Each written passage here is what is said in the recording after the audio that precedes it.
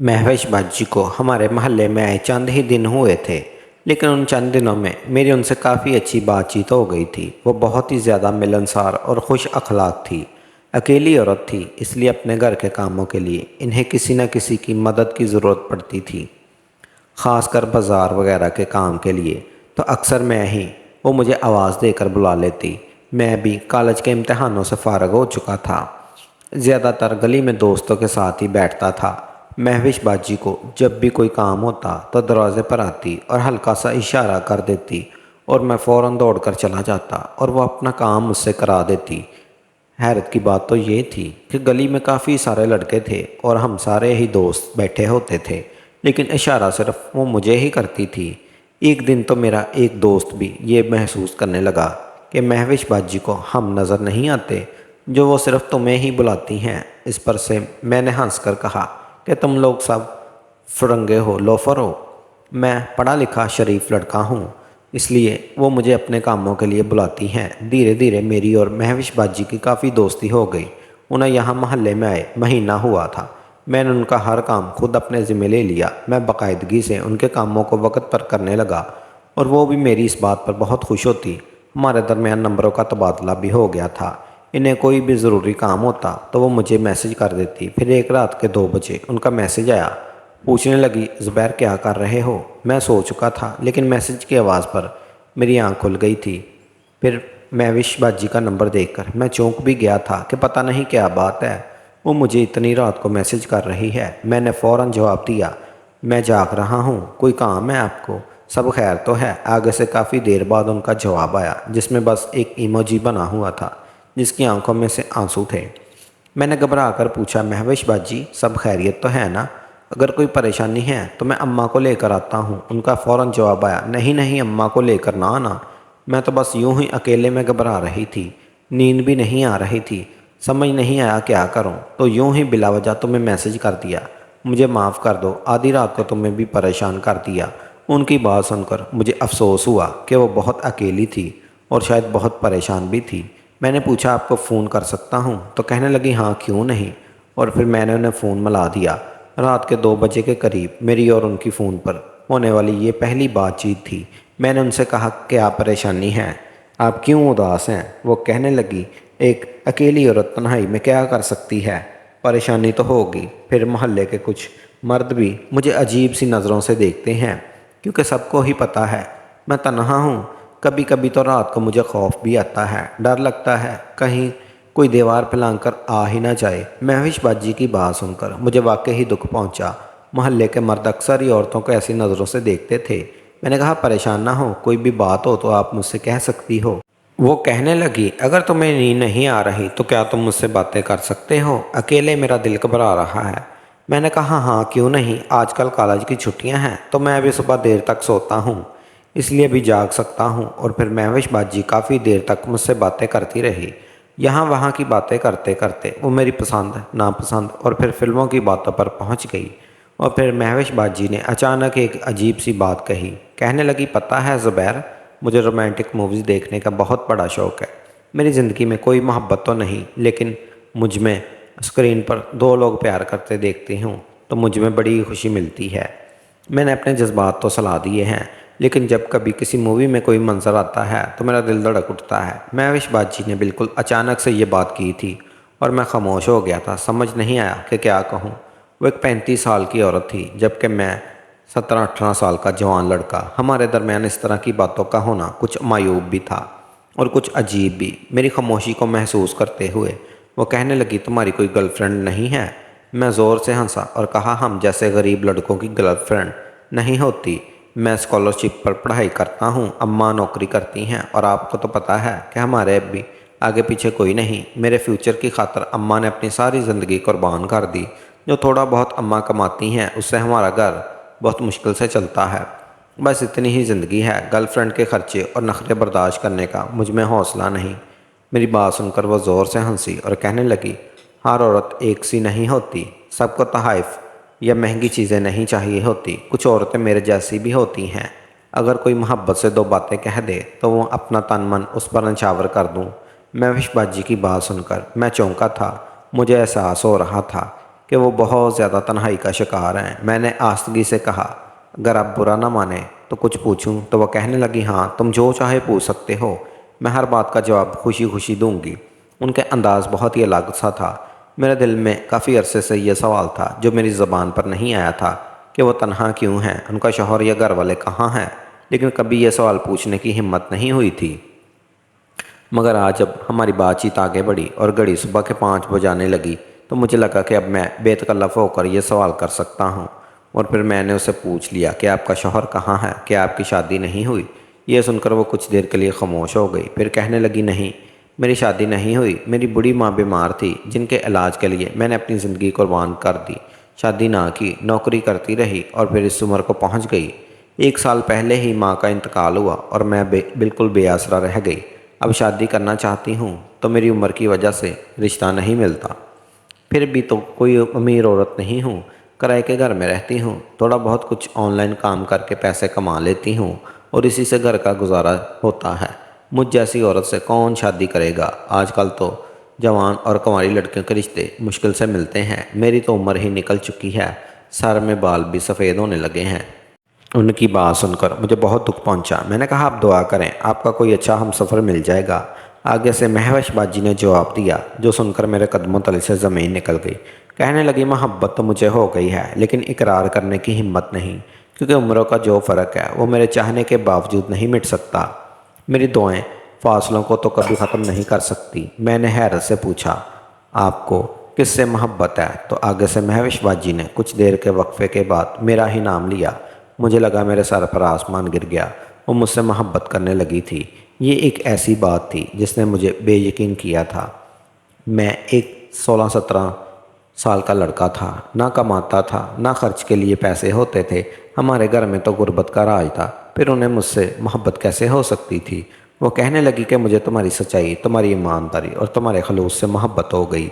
تم جس طرح میرے کام آتے ہو، مجھ سے بات کرتے ہو، مجھے معلوم ہو گیا ہے کہ تم دل کے کتنے اچھے اور پاک ہو۔ مجھے پیسے کی کوئی غرض نہیں ہے، میں بس ایک محبت کرنے والا ساتھی چاہتی ہوں جو میری بات سننے میں مجھے سمجھے، مجھے پیار دے اور میری ہر خواہش پوری کر دے۔ مہوش باجی نے گہرا سانس لیا تھا اور ان کی سانس نے ان کو اندر بھڑکاتی ہوئی آگ کو مجھ پر آشکار کر دیا تھا۔ ان کی بات سننے کے بعد میں نے آگے سے کوئی جواب نہ دیا اور پھر مہوش باجی بھی کچھ دیر کے لیے خاموش ہو گئی۔ فجر کی اذانوں پر میں نے جیسے تیسے خدا حافظ کہہ کر فون رکھ دیا، لیکن نیند میری آنکھوں سے اڑ چکی تھی۔ پہلی بار میں نے کسی عورت کے منہ سے اپنے لیے ایسی باتیں سنی تھی۔ شاید یہ میرے لیے انوکھا تجربہ تھا۔ میرا دل ایک الگ اندازے سے دھڑک رہا تھا۔ عمر کے جس دوراہے پر میں کھڑا تھا، جذبات تو میرے دل میں بھی موجود تھے۔ مہوش باجی کے بات سننے کے بعد میری بھی خواہشیں سر اٹھانے لگی تھی۔ پھر اس شام مہوش باجی نے کچھ سودا اور اپنے دروازے پر بلایا تو میں وہاں جانے سے پہلے تیار ہونے لگا۔ میں نے اچھے سے کپڑے پہنے، بال بنائے۔ اماں پوچھنے لگی، کہاں جا رہے ہو؟ وہ بھی اتنا تیار ہو کر مجھ سے جواب نہ دے پڑا۔ میں نے کہا، اماں کہیں نہیں، گلی میں جا رہا ہوں۔ پھر میں تیزی سے باہر نکلا اور مہوش باجی کے دروازے پر پہنچ گیا۔ وہ میرے ہی انتظار میں کھڑی تھی، چہرے پر گہری مسکراہٹ لیے سر سے پاؤں تک مجھے دیکھتے ہوئے انہوں نے میری تعریف کی تھی اور پھر مجھے ایک پرچی پکڑا دی تھی جس میں کچھ سودا لکھا ہوا تھا۔ میں وہ سودا لے کر واپس ان کے دروازے پر پہنچا تو کہنے لگی، 8 بجے دوبارہ آ جانا، تمہاری پسند کا کھانا بنا رہی ہوں۔ یہ سن کر میں چونک گیا اور پھر خیال آیا کہ واقعی ساری چیزیں میری پسند کی تو منگوا گئی تھیں۔ مجھے کوفتے بہت پسند تھے اور وہ کوفتے بنا رہی تھی۔ میں نے مسکرا کر انہیں دیکھا تھا اور ان کی آنکھوں میں جو محبت مجھے نظر آئی تھی، میں دیوانہ سا ہو گیا تھا۔ مجھے بھی لگ رہا تھا کہ میری زندگی میں بہار آ گئی۔ عمر کا فرق مجھے بالکل محسوس نہیں ہوا تھا، کیونکہ مہوش باجی کی باتیں بالکل جوان لڑکیوں جیسی تھی، ان کا جذبات بھی بالکل کسی 17-18 سال کی لڑکی جیسے تھے۔ پھر اس رات میں وقت پر ان کے گھر پہنچ گیا اور جب کوفتوں کا سالن لے کر اپنے گھر لوٹا تو اماں کہنے لگی، یہ مہوش عجیب عورت ہے، سارے محلے میں سے ہی میرا بیٹا ملا ہے۔ میں نے اماں کو حیرت سے دیکھا تو کہنے لگی، گلی میں اتنے لڑکے ہیں لیکن اس نے تمہارا پیچھا پکڑ رکھا ہے۔ اب تو محلے کی عورتیں بھی باتیں بتا رہی ہیں کہ مہوش صرف زبیر سے ہی کام کیوں کہتی ہے، اور اب دیکھو تمہاری پسند کا کھانا بنا کر بھیج دیا۔ اکیلی عورت ہے بیٹا، تھوڑا فاصلہ رکھو، ایسا نہ ہو کہ کوئی بدنامی گلے پڑ جائے۔ مجھے تو ویسے بھی اس کے لچھن کچھ ٹھیک نہیں لگتے۔ हर वक्त इतना सज धज कर दरवाजे पर आती है जैसे नई दुल्हन हो। अम्मा की बात सुनकर मैं चौंक उठा। अभी तो अम्मा को ये नहीं पता था कि हमारे दरमियान फ़ोन नंबर का तबादला भी हो गया है और हम रातों को बातें करने लगे हैं। मैंने अम्मा की बात का कोई जवाब ना दिया बल्कि कोफ्ते खाने में बैठ गया। सालन इंतहाई मज़ेदार था। मेरा दिल खुश हो गया। फिर उस रात महविश बाजी का फ़ोन आया तो उनका अंदाज़ बदले हुए थे। वो बहुत मोहब्बत से बात कर रही थी। उनकी हर बात का महवर बस मोहब्बत और जज्बात में ही था। और फिर कहने लगी कि क्या मेरे घर आ सकते हो। ये सुनकर मैं हैरान हुआ। रात का 1 बज रहा था। मैंने कहा इतनी रात में कैसे आ सकता हूँ। तो कहने लगी बस मुझे नींद नहीं आ रही, तुम छत के रास्ते से हमारे घर आ जाओ, कुछ वक्त साथ बैठकर बातें करेंगे। मौसम भी काफ़ी रोमांटिक हो रहा है। काफ़ी बनाऊंगी। मैं सोच में पड़ गया। छत के ज़रिए महविश बाजी के घर जाना कुछ मुश्किल नहीं था क्योंकि सारे घरों की छतें मिली हुई थी। लेकिन रात के इस पहर मैं इनके घर कैसे जा सकता था। फिर वो अपने घर में अकेली रहती थी और अगर अम्मा को पता चल जाता तो क्या जवाब देता। रात के खाने पर ही अम्मा ने बहुत ही बातें सुना दी थी। अम्मा को महविश बाजी कुछ ख़ास समझ नहीं पा रही थी और इन्हें लगता था कि वो कुछ अजीबोगरीब सी औरत हैं। अम्मा को उनकी तैयारी से मसला था जबकि मेरा ख्याल था वो अकेली औरत हैं तो क्या हुआ, तैयार होने का हक रखती हैं। उनके भी तो कुछ जज्बात हैं और ख्वाहिशात हैं। लेकिन अम्मा की वजह से मैंने थोड़ा झिझकते हुए इनकार कर दिया और कहा इतनी रात को मैं कैसे आऊँगा। मगर महविश बाजी मज़ीद इसरार करने लगी। कहने लगी आ जाओ ना, कुछ वक्त बैठ कर बातें करेंगे। मेरा दिल बहुत उदास हो रहा है। मैं कब से अकेली बिस्तर पर लेटी परेशान हो रही हूँ। मुझे तो नींद भी नहीं आएगी। तुम आ जाओगे तो तुम्हारी गोद में सर रख कर सो जाऊंगी।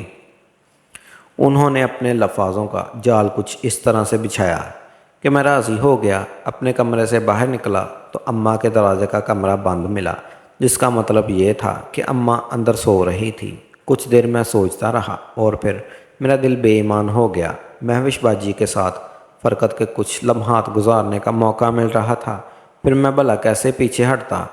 मैं खामोशी से सीढ़ियाँ चढ़ता और छतें पलांगता हुआ महविश बाजी के घर तक पहुँच गया।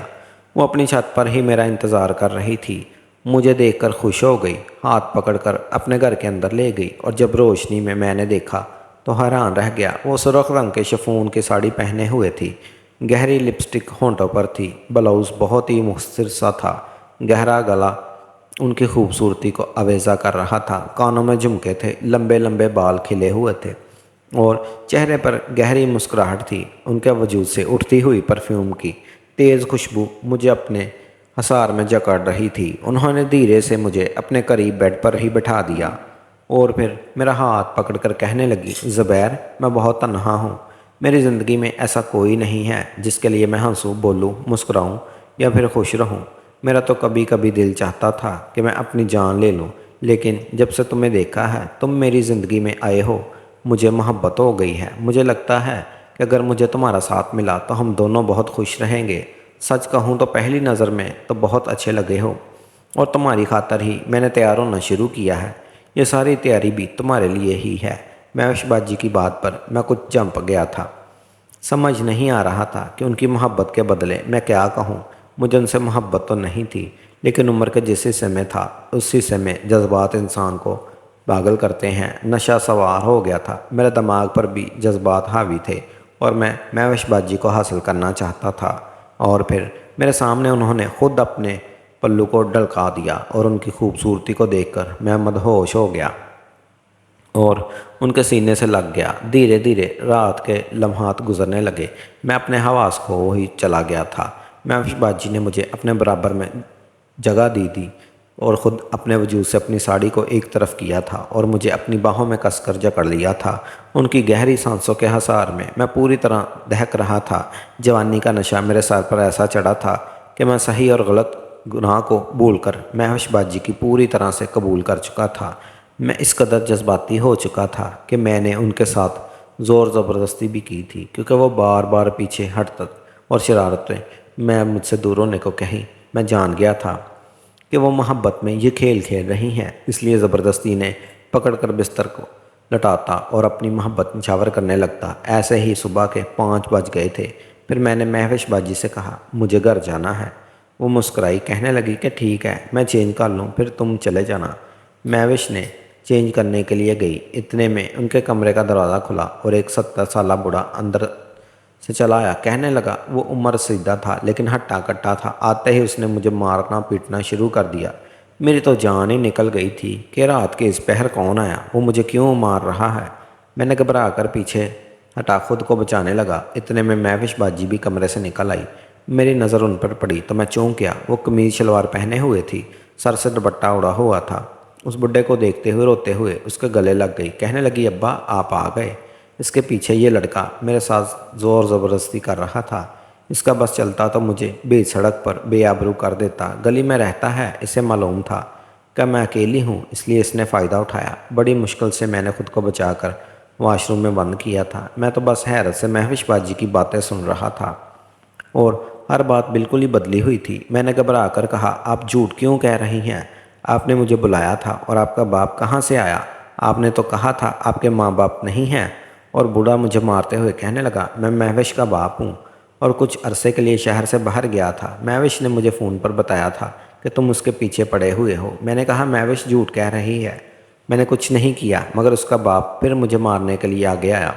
میں نے خود کو بچانے کے لیے مہوش باجی سے کہا، آپ انہیں بتاتی کیوں نہیں کہ میں کون ہوں؟ انہیں بتائیے تاکہ آپ مجھ سے محبت کرتی ہیں۔ میں نے خود مجھے بلایا تھا، میں تو آپ کے کہنے پر یہاں آیا تھا۔ مہوش باجی نے انکار میں سر ہلایا، پھر روتے ہوئے اپنا موبائل فون اٹھا کر ہم دونوں کے آگے لہرا دیا، جس میں بظاہر مہوش باجی کے ساتھ زبردستی کرتے ہوئے نظر آ رہا تھا، جبکہ شک تو یہ تھا کہ انہوں نے ہی مجھے یہ کھیل کھیلنے پر مجبور کیا تھا۔ وہ ویڈیو دیکھ کر میرے قدموں تلے سے زمین نکل گئی تھی۔ پھر مہوش باجی کا باپ کہنے لگا، تم نے میری بیٹی کی عزت پر ہاتھ ڈالا ہے، اس لیے تمہیں ہرجانہ بھگتنا ہوگا۔ اگر تم مجھے 50 لاکھ روپے دے گو تو میں خاموش ہو جاؤں گا، اپنی بیٹی کو لے کر یہاں سے چلا جاؤں گا اور عزت سے رخصت کر دوں گا۔ لیکن اگر تم نے مجھے اتنے پیسے نہ دیے تو میں سارے محلے کو یہ ویڈیو دکھا دوں گا، پولیس والوں میں رپورٹ درج کروا دوں گا اور ساری زندگی تم حوالات کی سیر کرو گے۔ یہ سن کر میری جان نکل گئی، میں رونے لگا۔ میں نے مہوش باجی کی شکل دیکھی لیکن وہ تو بالکل بھی وہ مہوش باجی نہیں تھی۔ وہ محبت کرنے والی اور معصوم سی عورت، یہ مہوش تو کوئی اور ہی تھی جس کے چہرے پر مکاری تھی۔ وہ گہری مسکراہٹ سے میری طرف دیکھتے ہوئے کہنے لگی، چاہو گے بھی تو خود کو بے گناہ ثابت نہیں کر پاؤ گے۔ میں اور میرا باپ مل کر تمہیں زندہ رہنے کے قابل نہیں چھوڑیں گے، اس لیے 50 لاکھ روپے کا ارینج کرو۔ اور مجھے یہ سمجھنے میں دیر نہ لگی کہ میرے ساتھ یہ کیا کھیل کھیلا گیا ہے۔ میں نے روتے ہوئے کہا، یہ ممکن نہیں، میں اتنے پیسے کہاں سے لاؤں گا؟ وہ کہنے لگی، تمہارا گھر بہت بڑا ہے، تم ماں بیٹے تو ہو، اسے فروخت کرو اور 50 لاکھ ہمیں دے دو۔ میں تمہیں 2 دن کا وقت دے رہی ہوں۔ اگر 2 دن میں 50 لاکھ روپے ہمیں نہ ملے تو سارا محلہ یہ تماشا دیکھے گا۔ یہ کہہ کر مہوش باجی نے مجھے خود دھکے دے کر اپنے گھر سے نکال اور گرتا پڑتا چھت کے راستے سے واپس گھر پہنچا تو اماں صحن میں ہی تھی۔ وہ فجر کی نماز کے لیے جاگی ہوئی تھی۔ مجھے دیکھ کر غصے سے کہنے لگی، اتنی رات کو کہاں گئے تھے؟ کب سے تمہیں تلاش کر رہی ہوں، تمہارے کمرے کا دروازہ کھلا دیکھا تو اندر چلی گئی اور پتہ چلا کہ تم کمرے میں نہیں ہو۔ کہاں گئے تھے اتنی رات کو؟ چھت پر تمہارا کیا کام؟ میں اماں کے قدموں میں بیٹھ گیا اور اب چھپانے والی کوئی بات نہیں تھی۔ میں نے جو گناہ کیا تھا اسے قبول کرنے کا وقت آ گیا تھا، کیونکہ آگے جو ہونا تھا وہ انتہائی بھیانک تھا۔ میں نے روتے ہوئے اماں کو ایک ایک بات بتا دی، اپنے گناہ کا پردہ بھی اٹھا دیا اور مہوش کے بلیک میلنگ کا قصہ بھی سنا دیا۔ سب سن کر اماں کی جان نکل گئی۔ اماں نے غصے میں میرے منہ پر کئی تھپڑ مار دیے۔ کہنے لگی، اس دن کے لیے تجھے بڑا کیا تھا کہ تو ایک غیر عورت کے باتوں میں آ کر اپنی اور میری زندگی برباد کر دے۔ میں نے تجھے کل رات کو ہی سمجھایا تھا کہ مہوش اچھی عورت نہیں ہے۔ اکیلی عورت اس طرح دروازے پر سج دج کر کھڑی ہو تو وہ شریف نہیں کہلاتی۔ مجھے تو اس کے انداز پہلے ہی ٹھیک نہیں لگتے تھے، لیکن مجھے یہ معلوم تھا کہ میں نوکری پر جاؤں گا تو پیچھے سے یہ گل کھلائے گا، تو نے اس کے ساتھ عشق عاشقی کا چکر چلا لیا اور رات کے اندھیرے میں اس کے گھر پہنچ گیا۔ اب ہم لوگوں کو کیا بتائیں گے، کیا جواب دیں گے کہ تو اتنی رات میں اس کے گھر میں کیا کر رہا تھا؟ اور پھر وہ ویڈیو اگر وہ اس نے پولیس کو دکھا دی تو کیا ہوگا؟ میں نے اماں سے کہا، میں کیا کروں، مجھ سے غلطی ہو گئی۔ اس ویڈیو میں تو ایسا ہی منظر نظر آ رہا تھا جیسے میں مہوش باجی کے ساتھ زبردستی کر رہا ہوں، جبکہ مہوش نے مجھے خود کہا تھا کہ میرے ہاتھ رسی سے باندھ دو اور پھر میرے ساتھ محبت کا کھیل کھیلو۔ میں نے ایسے ہی کیا تھا، لیکن وہ ویڈیو میں کچھ اور ہی منظر سمجھ رہا تھا اور اسی لیے مجھے خوف آ رہا تھا۔ اماں کہنے لگی اگر یہ گھر بیچ دیں گے تو ہم کہاں جائیں گے، اور ہمارے آگے پیچھے کوئی نہیں، اس گھر کے سوا میرے پاس اور کوئی ٹھکانہ نہیں۔ میں تو چاہتی تھی کہ تیری پڑھائی مکمل ہو اور تیری نوکری ہو تو میں اپنی نوکری چھوڑ دوں، لیکن لگتا ہے کہ ساری زندگی مجھے محنت کی بھٹی میں جلنا ہوگا۔ ٹھیک ہے، ہم اس گھر کو فروخت کر کے اسے پیسے دے دیں گے۔ یہ کہہ کر اماں پھوٹ پھوٹ کر رونے لگی۔ وہ میری عزت بچانے کے لیے ہماری چھت فروخت کرنے کو تیار تھی۔ ہم سیدھے سادے شریف لوگ تھے جو مہوش جیسے لوگوں سے خوف زدہ ہو گئے تھے۔ ہم دونوں ماں بیٹا برا حال تھا، اور میں نے ایک ساتھ نماز ادا کی تھی۔ میں گناہ جو کر گیا تھا اس پر پشیمانی تھی۔ اب سمجھ آ رہا تھا میں نے زنا کیا جس کی کوئی معافی نہیں۔ میں سارا وقت جائے نماز پر روتا رہا۔ اللہ نے شاید ہماری دعا قبول کرنی تھی، اور اسی دوپہر ابا کے پرانے دوست ہمارے گھر چلے آئے، اور وہ اکثر اماں کی مدد کیا کرتے تھے۔ اماں کا حال دیکھ کر پوچھنے لگے کہ خیریت تو ہے باجی؟ اماں کی اس قدر پریشان تھی کہ بنا سوچے سمجھے اماں نے انہیں ساری بات بتا دی۔ یہ سن کر وہ سوچ میں پڑ گئے، پھر کہنے لگے میرے بڑے تعلقات ہیں، اگر ہمارا بچہ بے قصور ہے تو میں اس عورت کو نہیں چھوڑوں گا۔ پھر انہوں نے وہیں سے کچھ لوگوں کو فون لگائے اور مہوش کی انکوائری کرنے کو کہا۔ کچھ ہی دیر بعد مہوش کا سارا ڈیٹا مل گیا اور پتہ چلا کہ وہ ہر جگہ یہی کھیل کھیلتی ہے۔ اس نے پہلے بھی کئی لڑکوں کو ایسے ہی اپنے جال میں پھنسایا ہے اور بڑی بڑی رقم لوٹی ہیں، لیکن اس کے کسی نے خلاف پولیس کمپلین نہیں کی، اس لیے وہ آج تک پکڑی نہیں گئی۔ ابا کے دوست نے مجھ سے FIR درج کروانے کو کہا، خود میرے ساتھ گئے اور پھر مہوش کے خلاف کارروائی ہوئی۔ پولیس نے مہوش اور اس کے باپ کو گرفتار کیا۔ 2-4 دن حوالات میں رہ کر مہوش نے خود اپنا گناہ قبول کر لیا۔ ابا کے دوست نے ہمارا بڑا ساتھ دیا تھا۔ وہ ویڈیو بھی تلف کر دی گئی تھی اور میری عزت بھی بچ گئی۔ سارے محلے کو بس یہ پتہ چلا تھا کہ مہوش ایک 2 نمبر عورت تھی جو اپنے باپ کے ساتھ مل کر لڑکوں کا فائدہ اٹھاتی تھی۔ ہر کوئی اماں سے کہنے لگا شکر ہے وہ اپنا زبیر بچ گیا۔ یہ سن کر اماں بس شکر ادا کرتی تھی۔ ہم نے کسی کو نہیں بتایا تھا کہ مہوش نے ہمارے ساتھ کیا کیا۔ وہ اپنے انجام کو پہنچ گئی تھی۔ ہر دن خدا سے اپنے گناہ کی معافی مانگتا ہوں۔ کبھی کبھی تو مجھے اپنی غلطی پر بہت زیادہ پچھتاوا ہوتا ہے کہ کاش اس رات میں نہ بہکتا، مہوش کی باتوں میں نہ آتا، گناہ کے لیے راضی نہ ہوتا، تو مجھ پر وہ قیامت نہ گزرتی جو گزر چکی۔ میں سب لڑکوں سے یہی کہوں گا کہ کبھی کسی عورت کی باتوں میں نہ آنا، کبھی کسی لڑکی یا عورت سے تنہائی میں ملاقات نہ کرنا، کبھی شیطان کو اتنا موقع ہی نہ دیں کہ جب وہ اپنی زندگی کو تباہ و برباد کر دے۔ زنا ایک گناہ ہے جو انسان کو کسی کروٹ چین نہیں لینے دیتا۔ آج اس واقعے کو سال گزر گیا ہے، لیکن اب میرا ضمیر بوجھ تلے دبا ہوا ہے۔ میرا دل خون کے آنسو روتا ہے۔ مجھے یہ بات سمجھنے میں وقت لگ گیا کہ میں نے جو کیا وہ بہت بڑا گناہ تھا۔ میں دن رات اپنے گناہ کی معافی مانگتا ہوں۔ آپ لوگ بھی دعا کریں کہ مجھے سکون آ جائے۔